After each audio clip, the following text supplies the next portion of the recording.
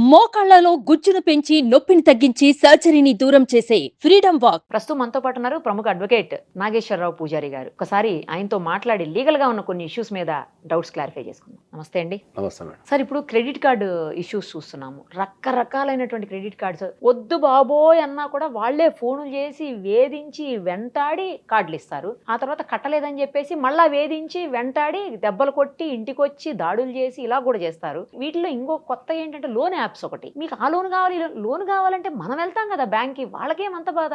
Loan తీసుకో loan తీసుకో loan తీసుకో లోన్ కావాలా, ఏ లోన్ కావాలి, కార్ లోన్ కావాలా, ఇంట్లో లోన్ కావాలా, పర్సనల్ లోన్ కావాలా. సరే, ఏదో పాపం వాడు కష్టంలో ఉన్నాడు, నిజంగా నా ఫోన్స్ చూసి పర్సనల్ లోన్ తీసుకున్న తర్వాత మామూలు హెరాస్మెంట్ గా అసలు ఎంత మంది చచ్చిపోయారో వాటి వల్ల. ఎన్ని కేసులు వింటున్నామో అసలు వింటుంటే భయం వేస్తుంది. అవి ఎందుకు పర్సనల్ లోన్ల కోసం ఇంతగా హెరాస్ చేస్తున్నారు. ఇంటికి వెళ్ళి కొట్టడము, తర్వాత ఫ్యామిలీ మెంబర్స్ మొత్తానికి ఫోన్లు చేసి వేధించడము. ఈ మధ్యన ఇంకోటి స్టార్ట్ అయింది సార్. ఆడేదో వెళ్తాడు, ఎవరిదో ఒకటి నెంబర్ ఇచ్చేస్తున్నాడు. అసలు సంబంధం లేని వ్యక్తి, ఈడెవడో ఎప్పుడో ఒకసారి పరిచయం ఉంటుంది, అనుకోకుండా ఫోన్ నెంబర్ ఏదో ఉండి ఉంటుంది వీడి దగ్గర.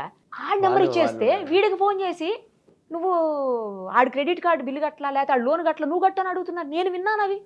అసలు నాకేం సంబంధం, నువ్వెవరు, నీకు తెలియకపోతే నీ నెంబర్ ఎట్లా ఇచ్చాడు వీళ్ళు అడుగుతున్నారు. ఇది బాగానే ఉంది. నువ్వు ఫస్ట్ డే కదా ఎంక్వైరీ చేయాలి, ఎవరి నెంబర్ ఇస్తున్నావు, ఎవరి నెంబర్ తీసుకుంటున్నారు, ఆ రెండో ఇచ్చే నెంబర్ ఎవరిది అని చూడాలి కదా.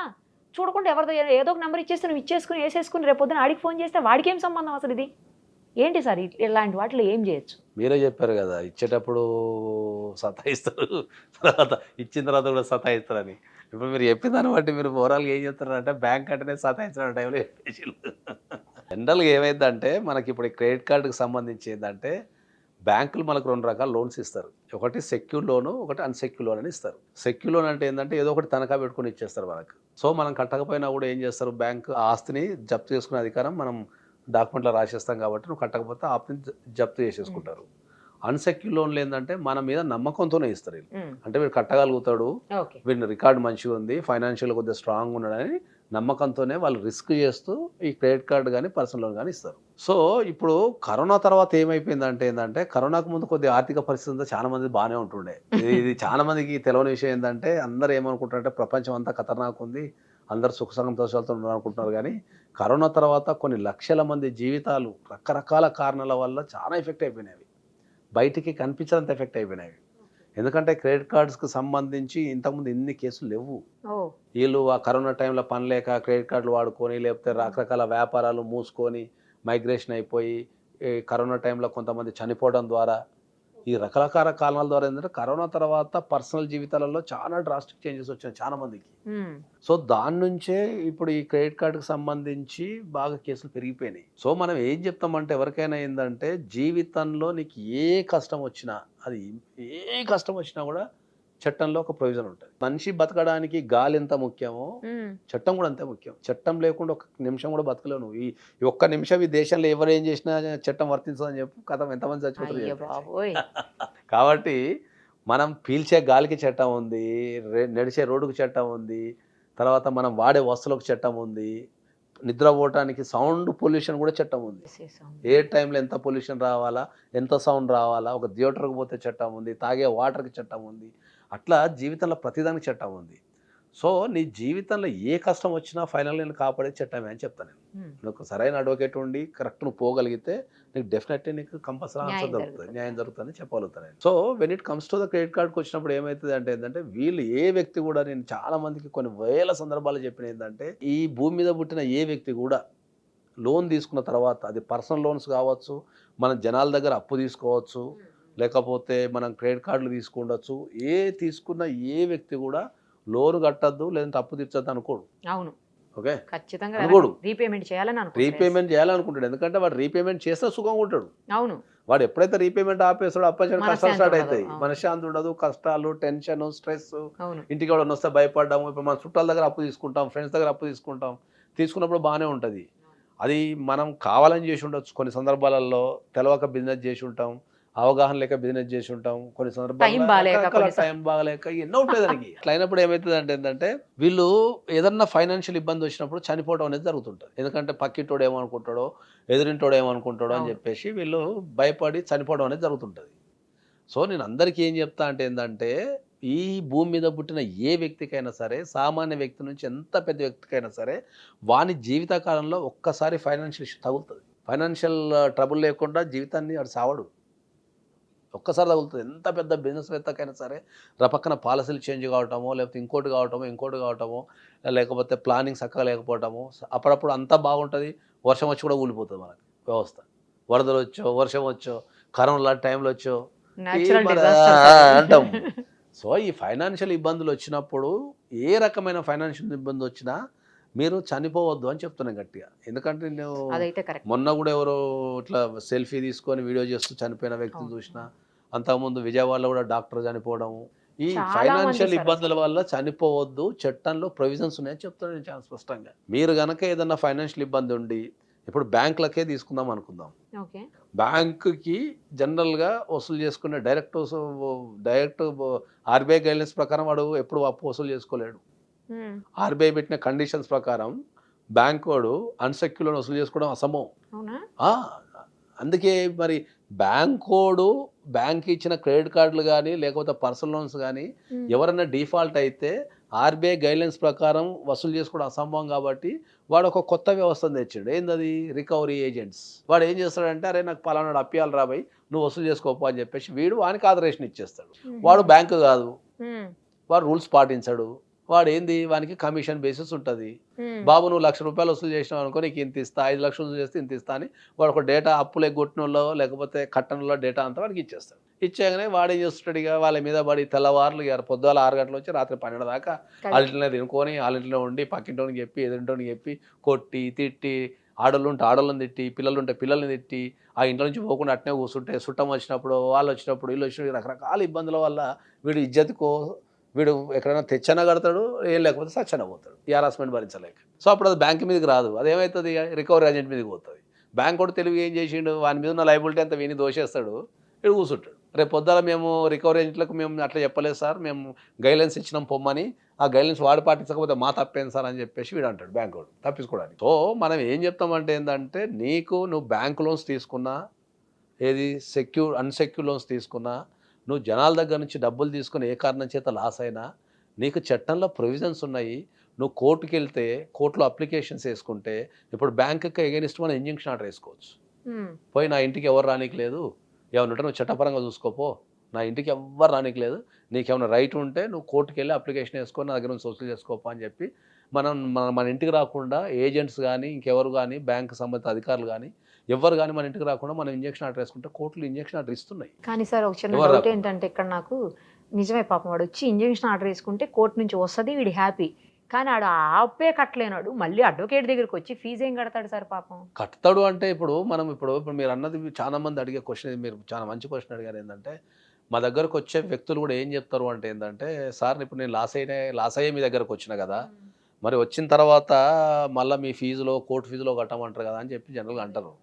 అన్నప్పుడు ఏంటంటే సిస్టమ్ అన్న తర్వాత మనం కొన్ని పాటించాల్సిందే కదా. ఇప్పుడు నువ్వు స్కూల్కి వెళ్తావు, నా దగ్గర పైసలు లేవు సార్, నాకు స్కూల్లో ఫ్రీ ఇచ్చేస్తారా? ఇయర్ కదా. ఇప్పుడు నువ్వు గవర్నమెంట్ స్కూల్కి వెళ్ళినా కూడా ₹100, ₹150, ₹200 దర్ ఇస్ ఏ ఫీజు ఉంటుంది.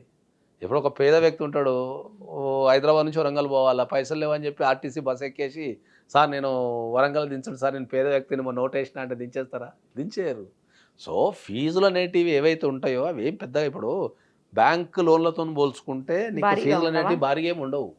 ఓకే, దాని నామినల్ ఫీజులు ఉంటాయి, దానికి ఒక సర్టెన్ పర్సంటేజ్ ఉంటుంది, దాని ప్రకారం కోర్టులో ఫీజు కట్టేది ఉంటుంది. నామినల్ ఫీజుతో కట్టుకొని అడ్వకేట్ ఫీజు అనేది డిపెండ్ అపాన్ ద అడ్వకేట్. కొందరు ఫ్రీగా చేస్తారు, కొందరు పైసలు తీసుకొని చేస్తారు. అది ఇప్పుడు బ్యాలెన్సింగ్ చేయాల్సి వస్తుంది. ఇప్పుడు నేనున్నా అనుకో, కొందరు ఫ్రీగా చేసేస్తా, కొందరు నార్మల్ ఫీజు, తర్వాత మనం కొన్ని హై ఎండ్ కేసులు ఉంటాయి, ఇవన్నీ కలిస్తే నాకు బ్యాలెన్స్ అయిపోతుంది అట్లా. కాబట్టి అది అడ్వకేట్ ఫీజు అనేది డిపెండ్ అపాన్ ద అడ్వకేట్ మీద ఆధారపడి ఉంటుంది. ఇక కోర్టు ఫీజు ఏది ఉంటుంది కట్టుకోవాలా. సో వాళ్ళతో పోల్చుకుంటే ఇప్పుడు చనిపోవటం కంటే పిల్లలు ఉంటారు, భార్య ఉంటుంది, కన్న తల్లిదండ్రులు ఉంటారు, వాళ్ళందరూ ఉన్నప్పుడు వాళ్ళందరూ వదిలిపెట్టి నువ్వు 10 లక్షల కోసం, 20 లక్షల కోసం, 30 లక్షల కోసం చచ్చిపోవడం అనేది వేస్ట్ ఆఫ్ ప్రాసెస్ కదా. మీరు దానికి చెప్తున్నారు. ఇప్పుడు మీకు ఒక నేను చాలా సందర్భాలు చెప్పిన ఏంటంటే, ఒక వ్యక్తి ఒక 50 లక్షలు అప్పు చేసాడు, జనరల్గా చెప్తున్నాను. ఆ 50 లక్షల అప్పుకి ఇంట్రెస్ట్ ఎంత తెలుసా? 5%. 5% రూపీస్ ఇంట్రెస్ట్ కట్టాలా, నెలకు 2.5 లక్షలు ఇంట్రెస్ట్ కట్టాలా. బయట తెచ్చుకున్నాడు, ఒక మార్కెట్లో అట్లా నడుస్తున్నది. ఇప్పుడు 50 లక్షలు అప్పు చేసి 5% చొప్పున నెలకు 2.5 లక్షలు ఇంట్రెస్ట్ కడుతున్నాడు ఆయన. 10 నెలలు కడితే ఇటు తీసి అటు తీసి ఇటు కడుతున్నాడు అంతే. ఇక టైం పాస్ చేసుకుంటా ఒక దశలో ఏమైందంటే చచ్చిపోయే దశకు వచ్చేసిండు. ఇక ఈ ఆత్మహత్య చేసుకున్న టైంలో ఎవరు ఇచ్చిన నెంబర్ నా నెంబర్ ఇచ్చిండు. అన్నా నువ్వు రా, ఈ 50 లక్షల కోసం చచ్చేందుకు పోతావు రా అని చెప్పినాం, కూర్చున్నాం, అనలైజ్ చేసినాం. సో ఓవరాల్గా ఆయన 2 లక్షలు సంపాదిస్తున్నాడు, నెలకు 2 లక్షలు సంపాదిస్తున్నాడు. కట్టాల్సినప్పుడు 2.5 లక్షలు ఉంది. నెలకు మాట ఇచ్చిండు, ఇజ్జత్ పోతుంది, తెచ్చుకున్నా కదా, వాళ్ళ దగ్గర చెక్కులు ఉన్నాయి, ప్రామిస్ నోట్లు ఉన్నాయి కదా, కట్టకపోతే ఊరుకోరని వీళ్ళు కూడా వచ్చి అనేది ఇట్లా చేస్తున్నారు. సో ఈయన సంపాదించేది 2 లక్షలు ఉంది, బయట కట్టాల్సింది 2.5 లక్షలు ఉంది, కుటుంబ పోషణకు 1 లక్ష రూపాయలు కావాలా. మొత్తం ఈయన ఓవరాల్గా 3 లక్షలు సంపాదిస్తే మళ్ళీ అసలు అక్కడనే ఉంటుంది. అంతే కదా, కరెక్ట్. మళ్ళీ 50 లక్షలు అక్కడనే ఉంటుంది. మరి అంతే, కరెక్ట్. 3.5 లక్షలు సంపాదించేది 2 లక్షలు, మళ్ళీ నెలకు 1.5 లాసు మళ్ళీ ఆడున్నది. దాన్ని ఏం చేసినాం మనం, సరే భయ్ ఇట్లా కాదని చెప్పేసి ఏం చేసినాం మనం, ముందు కోర్టులో కేసు వేసినాం. 50 లక్షలది ఎవరెవరి దగ్గర తెచ్చినో వాళ్ళందరూ కోర్టులో కేసు వేసినాం. ఫస్ట్ కోర్టులో కేసు వేసిన తర్వాత కేసు వేయంగానే ఇంజక్షన్ ఆర్డర్ వచ్చేసింది, ఎవరు వీడిని డిస్టర్బ్ చేయొద్దు, వీని జోలికి వెళ్ళొద్దు, మీకేమైనా వచ్చేటట్టు ఉంటే మీరు వెళ్ళండి. నెక్స్ట్ లెవెల్ ఎప్పుడైతే కేసు వేసిందో ఇక్కడ నుంచి నోటీసులు పోయినా వాళ్ళందరూ అరే సార్ అదేం సార్ మాకు పైసలు లేదని మన ఆఫీస్కి వచ్చింది. మనం అందరినీ కూర్చోబెట్టినాం, అరే 5 రూపాయలు ఇంట్రెస్ట్ ఇదే తప్పు కదా, నువ్వు బ్యాంక్ ఇంట్రెస్ట్ తీసుకోవాలి అది అని చెప్పేసి లాస్ట్కు అన్ని లెక్కలు చేసేసి ఆ అప్పు మొత్తం కలిపి 40 లక్షలకు చేసినాం. సూపర్. అసలు 40 లక్షలకు చేసిన తర్వాత ఏం చేసినాం, ఇదే పర్సన్ ఎవడైతే 2 లక్షలు సంపాదిస్తున్నాడో వాడిని తీసుకెళ్ళి ఒక చిట్టి 50 నెలల చిట్టి 50 లక్షలు చేసి దాన్ని ఎత్తినాం. ఎత్తితే 40 లక్షలు వచ్చినాయి. ఈ 40 లక్షలని కట్టేసిండు, అప్పే లేదు. ఇంకా కట్ చేస్తే ఏమైంది, ఇప్పుడు వీనికి 2 లక్షలు వస్తుంది, 1 లక్ష రూపాయలేమో ఫస్ట్ చిట్టి 1 లక్ష కూడా పోతుంది, 60,000 70,000 పోతుంది. అది 2 నెలల వరకు, 2 సంవత్సరాల వరకు.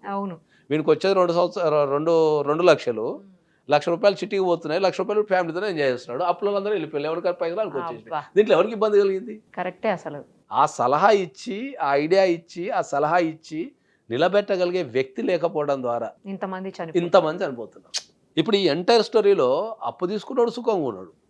ఓకే, వాడు ఒక 10 లక్షలు అప్పిస్తే కొత్త కాలం ఇంట్రెస్ట్ తిన్నాడు, మళ్ళీ అసలు ఇప్పుడు ఒక 8-9 లక్షలు అసలు ఇచ్చేసినాం, వాడు సుఖంగా ఉన్నాడు. ఇక వీడు తెలుసో తెలియక కట్టినోడు, వీడికి జీవితం ఆర్గనైజ్ అయిపోయింది. అక్కడ ఒక చిట్టి కంపెనీ వానికి ఒక చిట్టి వచ్చింది, యాజ్ అడ్వకేట్ కింద నాకు ఫీజు వచ్చింది. చెప్పారు సార్ లాస్ట్ లో. ఇప్పుడు దీంట్లో మొత్తం కలిస్తే సర్వే జన సుఖినో భవంతు అయిపోయింది. అంతే కదా, సింపుల్ లాజిక్ కదా. అది మీలాంటి బ్రెయిన్ ఉన్న అడ్వకేట్స్ సింపుల్ లాజిక్ కదా అంటున్నా. దానికి చచ్చిపోవడాలో, పిల్లల్ని చంపడాలో, పారిపోవడాలో, అదే చెప్తారు, ఏడికి పారిపోతావు. దేశంలో ఒక ప్రొవిజన్, చట్టంలో ఒక ప్రొవిజన్ ఉంది, దాన్ని ఉపయోగించుకో, అదే ప్లేస్ నిలబడు, సంపాదించు, మళ్ళగట్టు, అది కదా జీవితం. లక్కీలీ ఆడికి 2 లక్షలు వస్తున్నాయి కాబట్టి సరిపోయింది సార్. అట్లా చాలా తక్కువ మంది ఉంటారు. ఏ చెట్టుకు అంత గాలి ఉంటుంది. ఈ చెట్టు కూడా వాని సంపాదన అవన్నీ లెవెల్స్ చూసే ఇస్తారు. ఇయర్ అట్లా సంపాదన బట్టే ఇచ్చేటోళ్ళు ఉంటారు. కాబట్టి వాడు కూడా ఏంటంటే, ఓహో వీడు 2 లక్షలు సంపాదిస్తాడు కాబట్టి నా 10 లక్షలు ఇవ్వగలుగుతాడు ఇస్తారు. ఇంటెన్షన్ లో ఎగ్గొట్టేటోళ్ళు మాత్రం ఒక 10 to 5% సమాజంలో ఉంటారు. ఏంటంటే వాళ్ళ పని ఏమి ఉండదు, అప్పులు తీసుకొని ఇంటెన్షన్ కొట్టేటోళ్ళు, వానికి వేరే పని చేతగాక ఈ మాయ మాటలు చెప్పి అక్కడ ఇక్కడ చెప్పేటోళ్ళు ఒక 5 to 10% ఉంటారు. నువ్వు ప్రపంచంలో ఏ పని చేసినా 5 to 10% ఉంటారు. వాళ్ళ గురించి మనం మాట్లాడద్దు, మిగతా 90% గురించి మాట్లాడాలి. సో ఆ 90% అప్పులు చేసేటోళ్ళు ఇంత చిన్న లాజికల్ తెలవక, వాళ్ళకు సపోర్ట్ లేక, ఇప్పుడు ఫ్యామిలీ మెంబర్స్ కూడా ఏమవుతారంటే వాళ్ళని జనరల్ గా నీకు తెలియలేక చేసిన బిజినెస్ తిడతారు అన్ని. వాడు డిప్రెషన్ తిడితే వాడు ఇంకా డిప్రెషన్ అయిపోతాడు. వానికి ఒక మంచి మాట చెప్పి వానికి జీవితం మీద హోప్ కల్పించగలిగితే వానికి ఒక నూతన వస్తుంది. ఆ తప్పు నుంచి ఒక గుణపాఠాన్ని నేర్చుకొని మళ్ళీ ఒక మంచి వ్యక్తి కింద తయారయ్యి మళ్ళీ సమాజంలో నలుగురు బతకడానికి అవకాశం ఉంటుంది. నేను అందుకని అందరికి ఏం చెప్తా అంటే ఏంటంటే, మీకు ఏ రకమైన అప్పులున్నా, లేదా మీకు ఏ రకమైన ప్రాబ్లం ఉన్నా, ప్రతి ప్రాబ్లానికి కంపల్సరీ లాలో ఒక సొల్యూషన్ ఉంది. అది కనిపెట్టగలిగినట్టు టాప్ మోస్ట్ అడ్వకేట్ అవుతారు. అంతే, ప్రతి ప్రాబ్లానికి. చావటం ఒక్కటే ఏ పరిష్కారం కాదు. మీకు రిలేషన్షిప్ కావచ్చు, రిలేషన్షిప్లో కూడా రపక్కన చంపేయటము, వీళ్ళు చచ్చిపోవడం, ఇద్దరు కలిసి చచ్చిపోవడం చేస్తారు. అది తప్పదంట. నేను ఇచ్చింది ఒక జన్మ. అది ఈ ప్రపంచంలో ఎవ్వరు కూడా ఏ జంతువు చచ్చిపోదు మనిషి తప్ప. కావాల్సుకొని ఏ జంతువు చచ్చిపోదు మనిషి తప్ప. ఆత్మహత్య చేసుకుని ఇష్టం ఒక మంచిగా పాడైంది. ప్రపంచం ఎవరికి లేదు అది.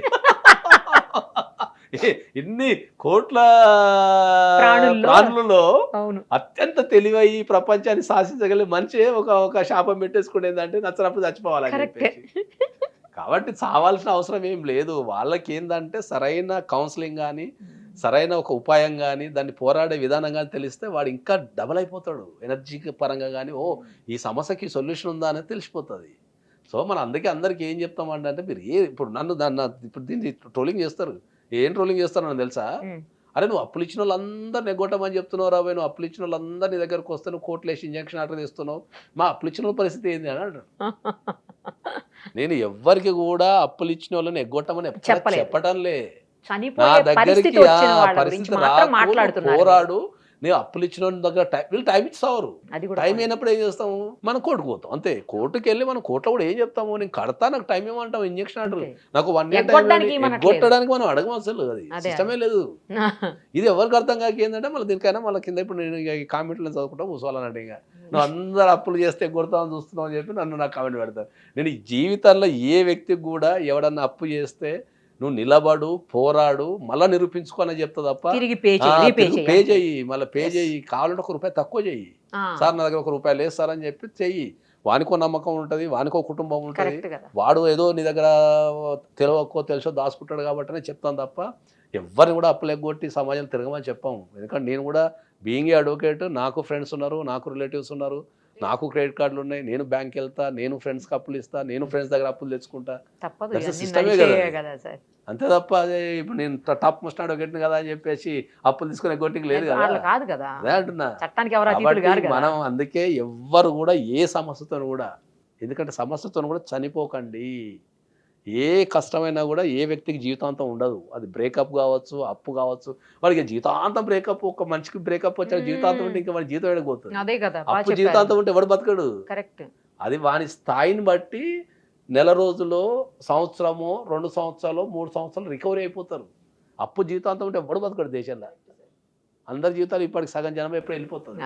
కానీ సార్ ఎవరైనా డిప్రెషన్లో ఉన్నా లేదా ఏదన్నా ప్రాబ్లంలో ఉన్నా, అది ఫైనాన్షియల్గా కావచ్చు, లేకపోతే పర్సనల్ ప్రాబ్లమ్స్ కావచ్చు, ఏ రకమైన ప్రాబ్లమ్స్ అయినా సరే ఉన్నవాళ్ళు ఈ ఎపిసోడ్ చూస్తే మాత్రం 100% వాళ్ళు చనిపోవాలని డెసిషన్ అయితే తీసుకోరు సార్. నేను చెప్తున్నా కదా, నీకు జీవితంలో ఏ సమస్య ఉన్నా నా దగ్గరికి రా, నేను తీర్చబోతాడు. సూపర్. అసలు నేను చెప్తున్నా కదా, నీకు పర్సనల్ లైఫ్లో సమస్య కానీ చాలా మందికి ఆలోచించే విధానం తెలియకనే, నీకు పర్సనల్ సమస్య ఉన్నా, లీగల్గా సమస్య ఉన్నా, నీకు ఇక ఫైనాన్షియల్ సమస్య ఉన్నారా అని తెలుస్తాను. నేను చాలా సందర్భాలు చెప్పినాను. చాలా మందిని వాళ్ళు లవ్ ఫెయిర్స్ కానీ, లేకపోతే ఫైనాన్షియల్ ఇష్యూస్ కానీ, చట్టం అర్థం కాక కానీ చనిపోయిన చాలా మంది ఉన్నారు. వద్దు, అది అవసరమే లేదు. అది దాని లైఫ్ ఎంత బ్యూటిఫుల్ ఉంటుంది అంటే, ఎక్కడన్నా చూస్తే నాకు ఆత్మహత్య చేసుకుంటే ఏం సమస్య ఉంది? ఆరోగ్యపరంగా కూడా కొన్ని వేల మెడిసిన్స్ ఉన్నాయి, అన్నీ ఉన్నాయి దాంట్లో. కరెక్ట్. చనిపోవాల్సిన అవసరమే లేదు. నీ చుట్టుపక్కల ఫ్రెండ్స్ ఉంటారు, వాళ్ళతోని వాళ్ళ మూట నువ్వు గ్రేట్గా నిలబడాలంటే, నేను సమాజం ముంగట ఓడిపోయి నిలబడితే దాంట్లో ఉన్న మజా, అసలు దాని మజా వేరే ఉంటుంది, కిక్ వేరే ఉంటుంది. అది ఇట్లా గెలుచుకుంటూ పోతే గర్వం తెలియదు. కరెక్ట్ చెప్పారు మీరు. నువ్వు మొత్తం ఓడిపోయి ఈ ప్రపంచం అంతా నీ మీద ఉమ్మేసి అది నిలబడతావు చూడు, ఈ దాని నుంచి కొన్ని వేల మంది మనం గుణపాఠం చెప్పాలి. మీరు సూపర్ సార్. మీరు అసలు మీరు అడ్వకేట్ గా ఓకే, ఇప్పుడు టాప్ మోస్ట్ మోటివేషనల్ స్పీకర్ గా కూడా మీరు పనిచేస్తారు నిజంగా. అడ్వకేట్ గా కూడా టాప్ మోస్ట్, ఇలా కూడా మీరు టాప్ పర్సన్. గ్రేట్ అసలు. ఇప్పుడు పిల్లలు ఉంటారు, వాళ్ళకి తిండి ఎవరు పెట్టాలో చనిపోతే, నిజంగా నువ్వు చనిపోయినా బాగానే ఉంది, నేను నమ్ముకొని పుట్టిన పిల్లలకి నీకు తిండి ఎవరు పెట్టాలా? భూమి మీద ఎవరు తీసుకొచ్చారు? తల్లిదండ్రులు, ముసలి తల్లిదండ్రులు ఉంటారు. అవును. వాళ్ళు ఎంతో ఆశపడి నిన్ను కని పెంచి చదివిపిస్తే వాళ్ళకి ఏదో ఒక ఆశ కదా, సరే ఏదో ఎదుగుతాడు అని. వాళ్ళకంటే ముందే నువ్వు వాళ్ళకి కూడా ఎట్లుంటుంది? కాబట్టి నేను ఇంకోసారి స్పష్టంగా చెప్తున్నా, అంటే ఫైనాన్షియల్ ఇష్యూస్ ఉన్నా, ఏ ఇష్యూస్ ఉన్నా సరే, మీకు ఏది ఉన్నా సరే, నీకేమైనా ఇబ్బంది ఉంటే ఒక టెక్స్ట్ పెట్టు, నేను రెస్పాండ్ అవుతా. Right sir, thank you sir, thank you so much. Suman టీవీలో మీ పర్సనల్ అండ్ బిజినెస్ ప్రమోషన్స్ కోసం కింది నెంబర్కి కాంటాక్ట్ చేయండి.